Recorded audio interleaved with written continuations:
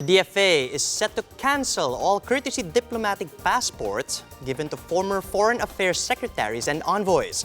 And this comes after former DFA Secretary Albert Del Rosario was barred entry into Hong Kong last week. JC Cosico returns with the report.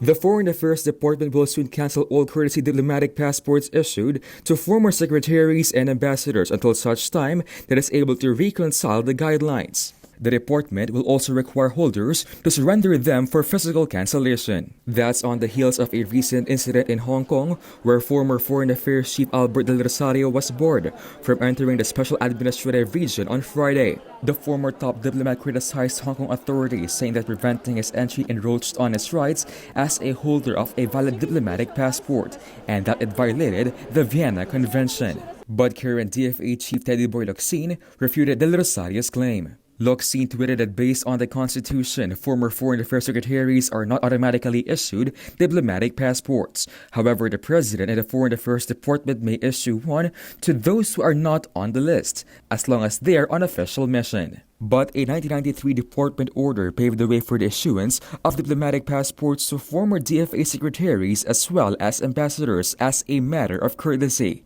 But the DFA said that this only accords them usual port courtesies at immigration points abroad. To avoid further confusion, Locsin therefore announced that all courtesy passports are considered cancelled at this time. Meanwhile, Del Rosario is calling the denial of his entry to Hong Kong a clear harassment. He says this is clearly related to the communication that he and former Ombudsman Conchita Carmen Morales filed at the International Criminal Court against Chinese President Xi Jinping in March.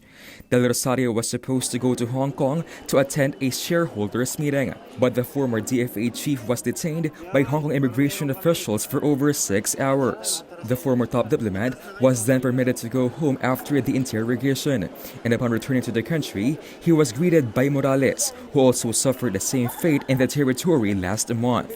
Del Rosario said that he will first consult his lawyer Anne-Marie Corominas and the former ombudsman on the next steps they would take to deal with the matter.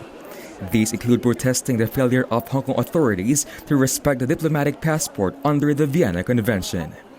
For News 5, JC Cosico, We Are One News.